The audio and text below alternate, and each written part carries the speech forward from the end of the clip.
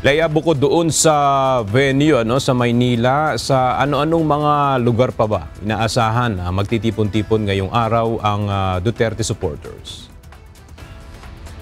Magandang tanghali sa iyo, Aga. Bagamat wala pa daw nga nag-apply ng permit to rally, ay namomonitor ng National Capital Region Police Office sa social media na magsasagawa ng rally ang mga taga-suporta ni dating Pangulong Rodrigo Duterte sa may bahagi ng Paco Arena. Habang ang grupo naman na Makabayan o mga anti-Duterte ay nakatakdang magsagawa ng rally dyan sa Liwasang Bonifacio. Bukod sa naturang mga lugar, babantayan din aniya na mga pulis ang EDSA Shrine at maging ang US Embassy. Sinabi ni NCRPO Director, Police Brigadier General Anthony Abirin na wala naman silang namomonitor na banta sa naturang pagtitipon.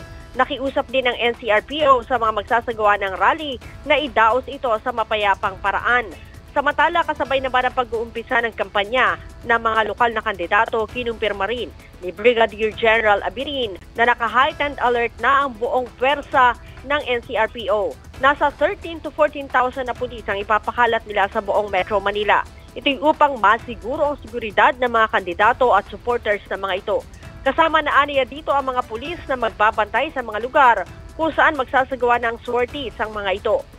Mga magbabantay ng daloy ng trapiko, matataong lugar, mga vital installation at mga pulis na magsasagawa ng checkpoints at chokepoints. Paalala ng NCRPO sa mga kandidato, ihayag lamang ang kanilang mga plataforma at iwasan ang siraan laban sa mga katunggaling kandidato upang maiwasan ang gulo sa pagitan ng kanilang mga supporters. Aga? Maraming salamat, Leia Ilagan.